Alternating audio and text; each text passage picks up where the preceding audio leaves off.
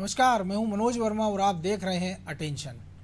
चुनावी साल में भाजपा सबसे निचले स्तर तक पहुंचना चाहती है, लेकिन समाज के मत निर्माताओं तक भी पकड़ बनाना चाहती है। इसलिए भाजपा के नेता हर जिले में ऐसे 100 लोगों को तलाश रहे हैं जो समाज के प्रभावशाली तबके से ताल्लुक़ रखते हैं, जिनकी जनता में छवि अच्छी है।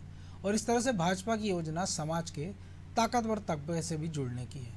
यह वह लोग हैं जो किसी योजना के हितग्राही नहीं है, बल्कि आर्थिक और सामाजिक रूप से सक्षम है, लेकिन पार्टी से इनका जुड़ाव पार्टी को फायदा पहुंचा सकता है। इसलिए पार्टी के प्रदेश अध्यक्ष वीडी शर्मा ने राजधानी में एक स्नूकर खिलाड़ी और एक नेत्र चिकित्सक से मुलाकात की और उन्हें मोदी सरकार के 9 साल के कामकाज तथा प्रदेश सरकार की योजनाओं के बारे में बताया। सभी 52 जिलों में इस तरह 100 लोगों से मिलने की योजना है।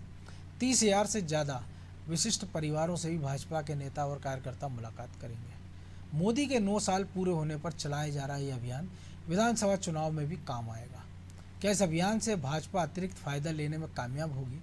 और उधर कांग्रेस के पास भाजपा की रणनीति का क्या जवाब है, ये जानने की कोशिश करेंगे, लेकिन पहले देखिए रिपोर्ट।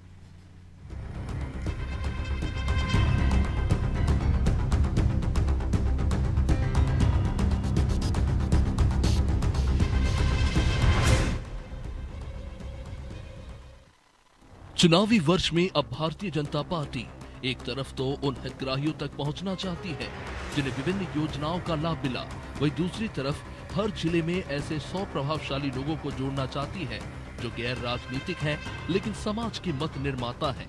इनमें समाज के प्रभावशाली लोग शामिल हैं जिनको अपने से जोड़कर भाजपा मिशन 200 की तरफ बढ़ने के लिए नाराज है।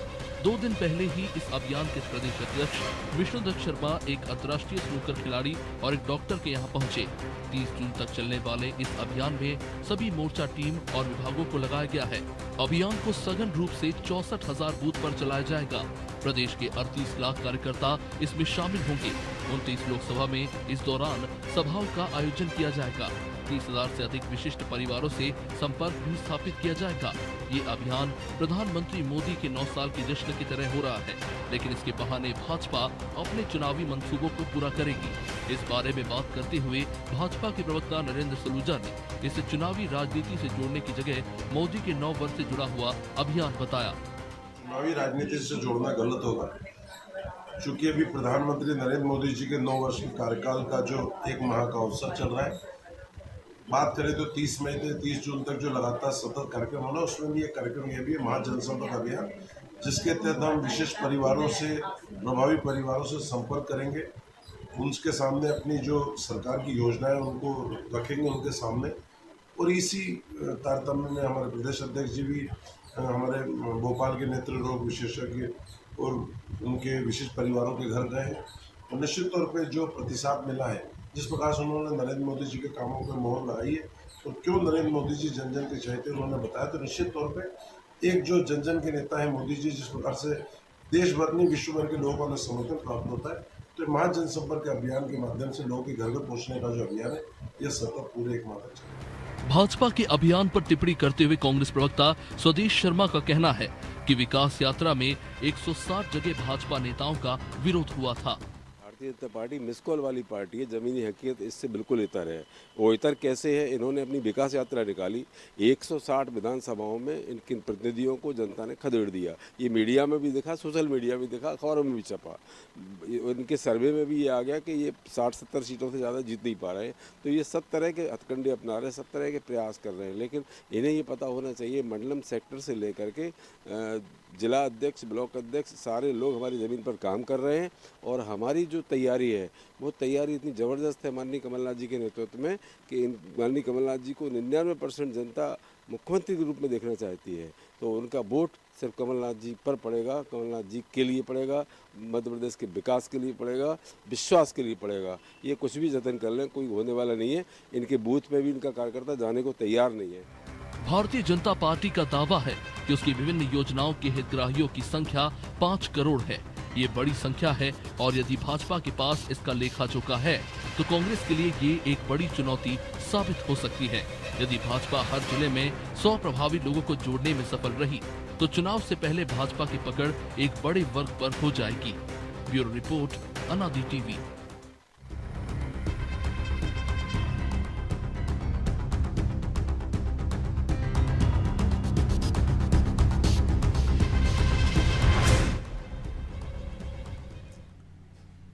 तो भाजपा की इसी रणनीति को समझने के लिए हमारे साथ जुड़ गए वरिष्ठ पत्रकार संदीप पौराणिक और हमारे सहयोगी ब्रजेश चौक से।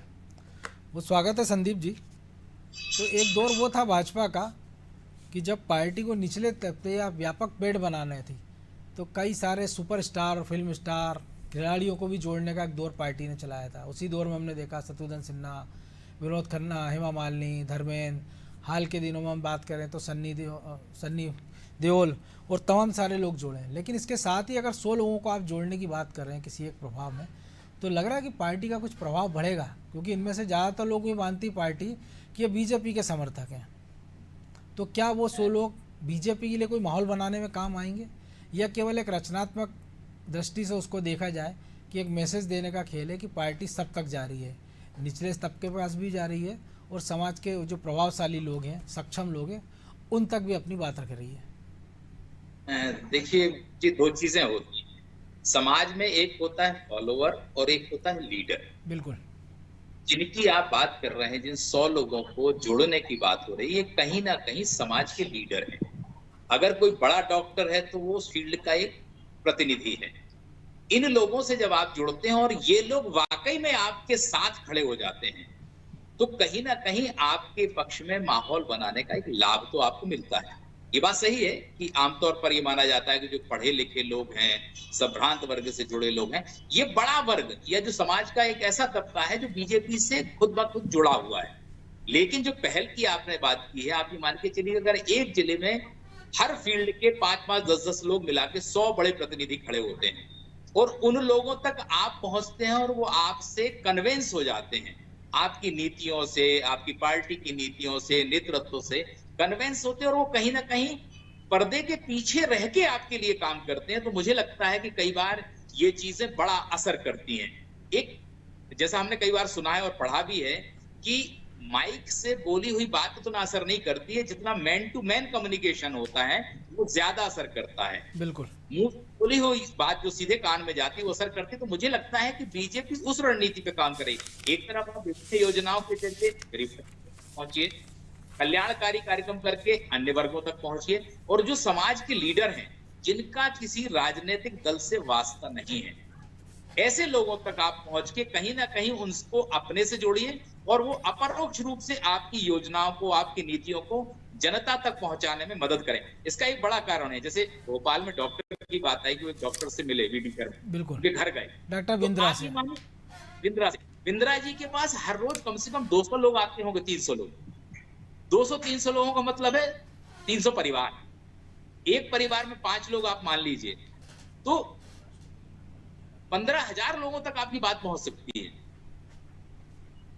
1500 तक की बात पहुंच सकती है। तो मुझे लगता है कि ये प्रयोग अगर वाकई में वो लोग बीजेपी की नीतियों से सहमत हो जाते हैं और कहीं ना कहीं वो पार्टी की नीतियों, लेकिन आपको नहीं लग रहा, मैं मतलब डॉक्टर बिंद्रा का नहीं कह रहा हूँ उल्लेख, लेकिन ज़्यादातर अगर हम डॉक्टरों की बात करें प्रभावशाली, कि उनके पास तो इतना ही टाइम नहीं रहता मरीजों की भीड़ में कि वो मरीज की समस्या ढंग से नहीं सुन पाते हैं। सरकारी अस्पतालों में हमने देखा है कि वो ढंग से बात नहीं करते हैं, निजी क्लिनिकों में उनका इतना समय नहीं होता है। तो वो मरीज़ देखेगा कि वो पार्टी की रीति नीति समझाएगा उसको कि भैया ठीक है, आँख तो तुम्हारी ठीक है, दांत तो तुम्हारे ठीक है, लीवर तुम्हारा ठीक काम कर रहा है, लेकिन तुमने मोदी जी की वो स्कीम देखी कि नहीं देखी? मैं मनोज जी, मैं उसी बात पे आ रहा हूँ। एक डॉक्टर की अगर आप कार्यशैली को देखें, 2 तरह के डॉक्टर हैं समाज में। एक वो डॉक्टर हैं जो मरीज से कम बात करते हैं, पर्चा लेते हैं, उसका इन्वेस्टिगेशन करते हैं, सीधी दवाई लिख के भेज देते हैं। कई डॉक्टर ऐसे होते हैं कि आपकी नब्ज पकड़ते हैं, स्टेथोस्कोप लगाते हैं और एक बात वो कह जाते हैं अपने मन की। ये जो टाइम है ना, ये मुश्किल से सेकंडों का टाइम होता है।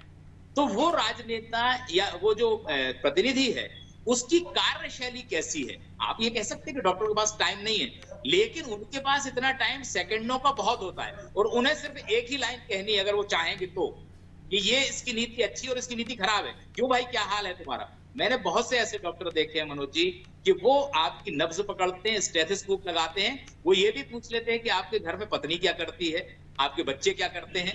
वो जो फैमिलियर एटमॉस्फेयर डेवलप करने की जो कोशिश करते हैं डॉक्टर, वो इस तरह की बात भी कर लेते हैं। मुझे लगता है कि वो कुछ डॉक्टर ऐसे हैं जो अपने काम को ज्यादा महत्व देते हैं, दीगर चीजों को कम देते हैं। लेकिन जो सामान्य किस्म के लोग होते हैं वो अपनी बात कह भी लेते हैं, पक्ष में और विपक्ष में, दोनों में मुझे लगता है। तो ब्रजेश जी, बात तो कह लेते हैं, नब्ज भी पकड़ते हैं डॉक्टर, लेकिन नब्ज तो हमसे होते हैं, नेता भी पकड़ते हैं। तो क्या नेता नब्ज पकड़ने में कहीं ना कहीं पिछड़ते नजर आ रहे हैं, जो एक गिमिक्स उनको करना पड़ रहे हैं? देखिए, नेता तब नब्ज पकड़ लेते थे मनोज जी जब वो जनता से सीधे जुड़े रहते थे। आजकल हमने देखा है नेता भी हवाई हो गए हैं, तो अब वो नब्ज नहीं पकड़ पाते हैं। उनके आसपास जो दायरा रहता है और जो लोग उनको घेरे रहते हैं वो चापलूसी टाइप की करते हैं, तो वो उन्हें अच्छा ही अच्छा दिखाते हैं। सामान के अंधे को हरा हरा, उसी टाइप में उनके सामने ही वही हो जाती, परिस्थितियाँ ऐसी हो जाती है कि उनके समर्थक रहते हैं, वो सब कहते हैं कि सबको बहुत अच्छा माहौल है, ये है। हकीकत जानने के लिए आपको जनता से जुड़ना पड़ेगा, आपको विरोधियों से, आलोचकों को आपको पास रखना पड़ेगा, जो आपकी सीधी आलोचना करें और बिना किसी लाग लपेट के, बिना घबराहट के। तो वो परिस्थितियां अब बदल गई हैं। अब आलोचना सह ही नहीं पाते नेता, तो कौन उनको सच्चाई जाकर बताएगा? उनका शुभचिंतक भी होगा, उनसे कहेगा तो उनको बुरा लग जाता है। सबको अच्छा अच्छा सुनने की जो आदत पड़ गई है, इस वजह से जनता की नब्ज मुझे नहीं लगता कि नेता पकड़ पा रहे हों। और अभी आप सुन ही रहे थे कांग्रेस प्रवक्ता को किस तरह से कह रहे थे वो, कि 99% लोग चाहते हैं कि कमलनाथ जी को मुख्यमंत्री के रूप में देखना। तो आप सोचिए कि इस तरह से नब्ज पकड़ी जाती है क्या? या तो आप झूठ बोल रहे हैं, या तो आप नब्ज नहीं पकड़ना आती है। उसके बाद ही 60-70 सीट बीजेपी को भी दे रहे हैं, 60-70 सीट बीजेपी को भी दे रहे हैं। तो ये नब्ज नहीं पकड़ पा रहा है नेता, मुझे लगता है शायद यही वजह है कि जो आकलन होता है उनका, जो फील गुड में रहते हैं, उसके परिणाम उस दूसरे टाइप के आते हैं, क्योंकि जनता से सीधा जुड़ाव नहीं है, जनता के बीच में नहीं है, बुरा सुनना नहीं है, अच्छा ही जो है आपकी वही सुनना है। तो कहाँ से आप नब्ज पकड़ पाओगे? डॉक्टर भी आजकल देखो आप नब्ज नहीं पकड़ पा रहे हैं। डॉक्टर ज़्यादातर आप टेस्टों पर निर्भर रहते हैं। पहले एक नाड़ी देख के, नस देख के वेद बता देता था कि आपके किस हिस्से में, आपके शरीर में कहाँ पे क्या तकलीफ है, उसका उपचार कैसे किया जाएगा। तो सब नेता भी सर्वे पे रह गए और डॉक्टर भी हम देख रहे हैं कि रिपोर्ट पे आधार पर इलाज करने लगे हैं। यदि रिपोर्ट गलत आई तो हम देखते हैं कि कई बार वो इलाज भी गलत ही कर जाते हैं।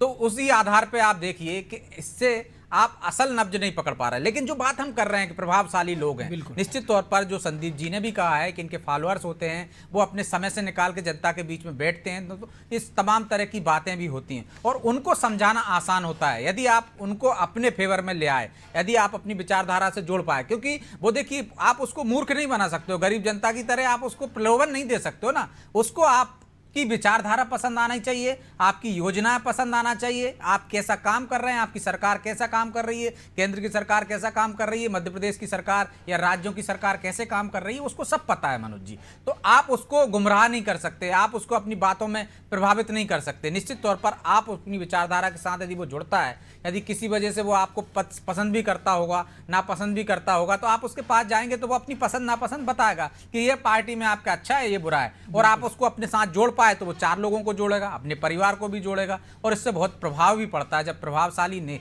व्यक्ति के घर पे एक प्रभावशाली नेता जाता है तो निश्चित तौर पर उसका असर होता है उसकी विचारधारा में। जब आप अपनी बात किसी से कहोगे, संवाद रखोगे किसी से, तो आप उसको अपने पक्ष में ला सकते हो। कहते हैं ना, संगत का असर होता है। तो लगातार यदि आप एक गलत व्यक्ति की संगत में रहता है, बच्चा तो बिगड़ जाता है। तो यदि प्रभावशाली व्यक्ति के आप लगातार संपर्क में रहोगे तो निश्चित तौर पर वो आपकी बातों से प्रभावित होगा, वो प्रभावित होगा तो दूसरों को प्रभावित कर सकता है। तो जो विचारों का जो आदान प्रदान करने की जो कोशिश की जा रही है बीजेपी की, मुझे लगता है कि फायदेमंद भी हो सकती है। निश्चित तौर पर 100 नहीं जुड़ेंगे ना आपसे, लेकिन यदि आपसे 10-20 लोग भी जुड़ पाए एक बार में, और आप उनका 10-20 आप सोच लीजिए कि वो 100 के बराबर हैं, आपको 100 जोड़ देंगे वो आपके साथ, और इस तरह से आपका एक जो कारवा है वो बढ़ता चला जाएगा। तो कोशिश बहुत अच्छी है। इसमें मुझे लगता है कि कांग्रेस को भी जो उसकी विचारधारा है, जिससे लोग भटक रहे हैं, वो अपनी विचारधारा के लोगों को ही जोड़ने लगे, उस पर काम करने लगे, प्रभावशाली लोगों के साथ साथ जनता के बीच में जाने लगे, गरीब तबकों से मिलने लगे। अब हम बीजेपी की बात कर रहे थे, बीजेपी 5 करोड़ ऐसे हितग्राहियों का रिकॉर्ड अपने पास होने का दावा करती है कि हमारे पास 5 करोड़ हमारे हितग्राही हैं जिनसे सीधा बेनिफिट उनको मिल रहा है, चाहे वो केंद्र सरकार का हो चाहे राज्य सरकार का हो। अभी लाडली बहना एक बड़ा उदाहरण है कि 1.25 करोड़ लोगों का डाटा सरकार के पास हो गई, क्योंकि निश्चित तौर पर। लेकिन इतनी सीधा बेनिफिट देने के बाद भी क्या वो आपसे संतुष्ट हैं? निश्चित तौर पर वो आपसे कहीं ना कहीं नाराज रहे होंगे।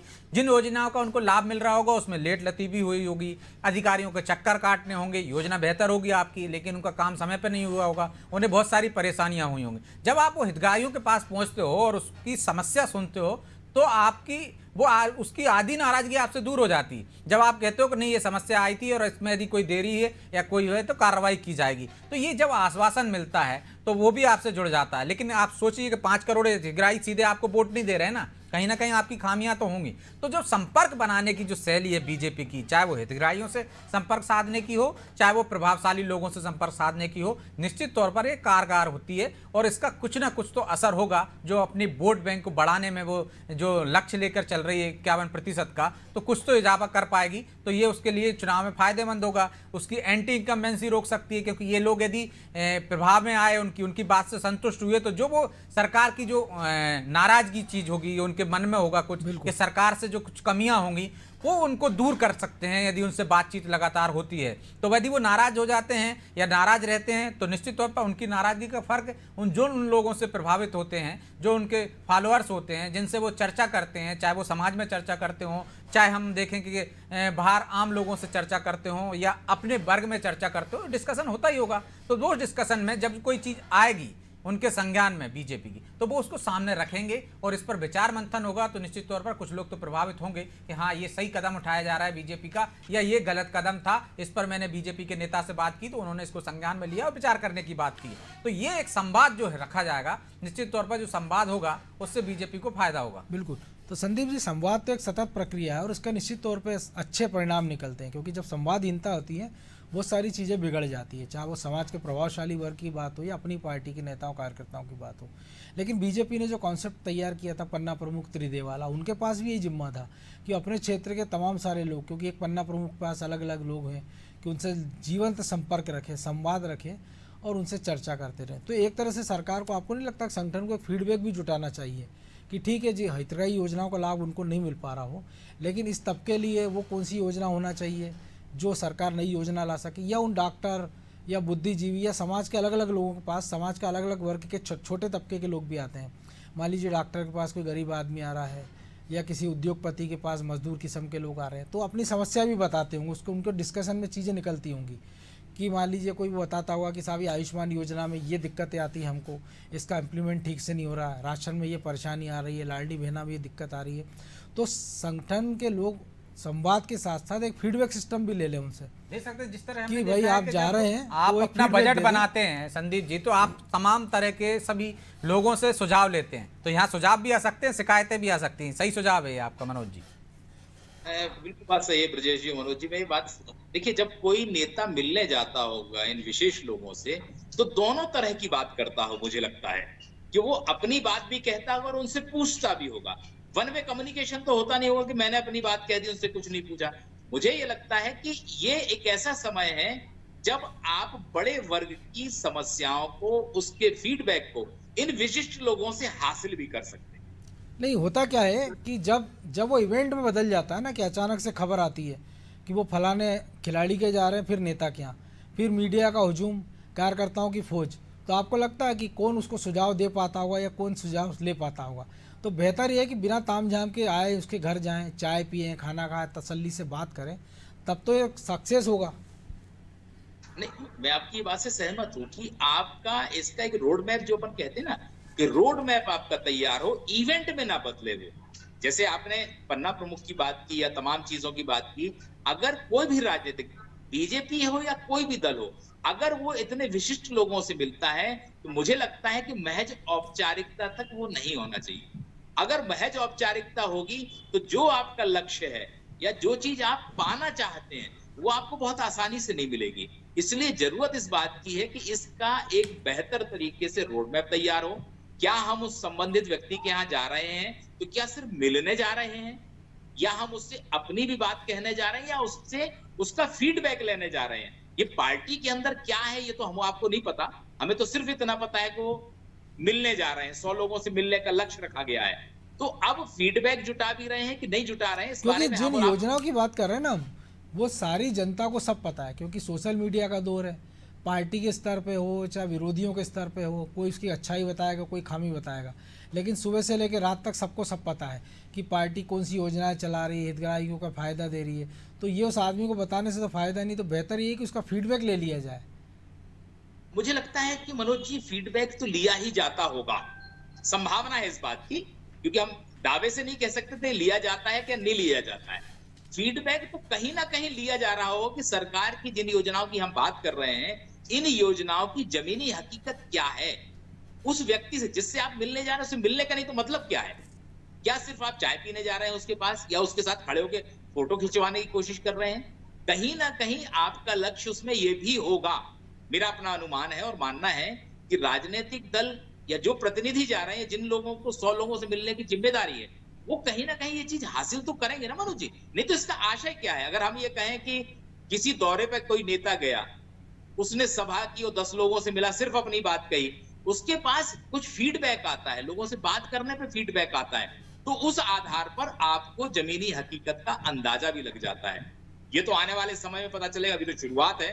आने वाले दिनों में क्या कोई फीडबैक की भी बात आती है या सिर्फ मेल मुलाकातों तक ये सीमित रह जाता है? बिल्कुल। तो ब्रजेश जी, एक फीडबैक ये भी हो सकता है कि पार्टी के कार्यकर्ता ऐसा नहीं है कि सब सक्षम है, कोई आयुष्मान कार्ड धारक होगा, कोई राशन भी ले रहा होगा, किसी को जाति प्रमाण पत्र या तमाम प्रमाण पत्र बनवाने होंगे, वो भी जाकर देख सकता है कि ज़मीनी हकीकत क्या है। कि एक महिला कार्यकर्ता बता सकती है कि लाडली बहना के फार्म भरने में उसको क्या दिक्कतें आई है, आयुष्मान कार्ड होने के बाद डॉक्टर उसके साथ कैसा व्यवहार करते हैं, उसके इलाज का बिल कितना बनता, कितना बनना चाहिए, राशन की दुकान में उसको क्या दिक्कतें होती हैं। तो ये जो फीडबैक आएगा, क्योंकि जो 5 करोड़ हितग्राही हैं आपके, वो ओरिजिनल फीडबैक होगा। देखिए मनोज जी, क्या है, यदि सरकार हो, नेता हो, अफसर हो, यदि अपने नाक कान बंद ना रखे ना, तो फीडबैक तो लगातार उनको मिलता ही रहता है। क्या उनको पता नहीं है कि जमीनी हकीकत क्या है? क्या लोग उनके कार्यकर्ताओं से आप यदि दूर रह जाएंगे, कार्यकर्ताओं से संवाद नहीं करेंगे, तो आपको हकीकत कैसे पता चलेगी? कार्यकर्ता को तो पता है ना कि उसके गांव में, उसके वार्ड में, उसके मोहल्ले में किसको क्या परेशानी हुई। सबसे पहला व्यक्ति वही होता है जिसको परेशानी होती है। तो सबसे पहले यदि कोई बताता है वोटर, तो वो अपने क्षेत्र के वार्ड अध्यक्ष को बताएगा, कार्यकर्ता को बताएगा, जो वहाँ का उनका पदाधिकारी है उसको बताएगा कि भैया मुझे ये तकलीफ हुई थी, मैं फार्म भरने वहाँ पे ये गई थी, तो मुझे ये परेशानी का सामना हुआ। तो आप देखिए, वो फीडबैक यदि लेना चाहे, तो संगठन यदि नीचे से फीडबैक लेना चाहे, तो निश्चित तौर पर उसको हकीकत पहले से पता होगी। लेकिन होता है ना कि ये तो विरोधी गुट का है, ये तो इसको तो परेशानी है, ये तो झूठ बोल रहा है। नहीं, आपके पास उसके हैंड है ना, आप चेक कर सकते हो ना कि जब आपके पास 2 शिकायतें आई हैं, तो जो आपके काम कर रहे हैं ऊपर के पदाधिकारी से कह दीजिए कि आप वहां जाके देखिए ऐसी शिकायतें आई हैं, समाधान कीजिए उसके। सरकार अपने लेवल पर कर सकती है कि यदि उसे ग्रामीण क्षेत्रों से शिकायत हुई है, पटवारी की शिकायत है, तो वो डिप्टी कलेक्टर से कह सकती है कि जाके देखिए इस पटवारी की शिकायत। तो आपके पास क्रॉस चेक करने के लिए आपके पास संसाधन है ना, आपके पास व्यक्ति हैं उससे ऊपर वाले, क्योंकि सभी से तो वो आप कह नहीं सकते कि सभी की मिली भगत होगी। तो आपके पास पूरा एक नेटवर्क है, आपका उपयोग करोगे आप, तो निश्चित तौर पर यह फायदेमंद होगा। जो आपकी एंटी इनकम्बेंसी है वो दूर कर सकते हो आप, समय रहते हुए समाधान कर दो किसी की समस्या का। तो ये संगठन को भी ये करना चाहिए, फीडबैक लेना चाहिए कि सरकार की योजनाओं में क्या गड़बड़ियां हो रही हैं, तो वो सरकार को अवगत करा सकें। यदि अपना ही व्यक्ति अवगत करागा तो सरकार को बुरा भी नहीं लगेगा और निश्चित तौर पर उस पर समाधान भी होगा। लेकिन ये ईमानदारी से कर सकें। या आप बुराई सबसे बड़ा सवाल ये कि वो आपकी आंखों से जो दिख रहा है वो आप ईमानदारी से देख रहे हैं क्या? जो कानों में आपके सुनाई दे रहा है वो ईमानदारी से सुनकर आप उसका निराकरण कर रहे हैं क्या? ये सबसे बड़ी बात है। बिल्कुल। और हो सकता है कि सरकार इस पर ध्यान दे रही है, संगठन भी। बहरहाल अब समय की कमी है, तो चर्चा को ही विराम देना होगा। बहुत धन्यवाद संदीप जी। तो निश्चित तौर पर एक अच्छा प्रयास बीजेपी ने किया है, लेकिन ये 1 महीने के लिए क्यों इसको रखा जाए? ये तो संवाद या फीडबैक ऐसी प्रक्रिया है जो सतत चलनी चाहिए, क्योंकि निरंतर ऐसा प्रोसेस है कि आप रोज़ लोगों से बात करेंगे, 10 नए आइडिया निकलते हैं, 10 समस्या पता चलती है और 10 उसके समाधान भी निकलते हैं। और इसके साथ ही जो हमारे साथियों ने भी कहा है कि इसको निष्पक्ष नज़रिए से लिया जाए, इसको शिकायत के रूप में ना लिया जाए, इसको इस रूप में लिया जाए कि इससे व्यवस्थाओं को बेहतर बनाने में मदद मिलेगी। अटेंशन में आज इतना ही, मुझे दीजिए इजाज़त और आप देखते रहिए अनादि टीवी। नमस्कार।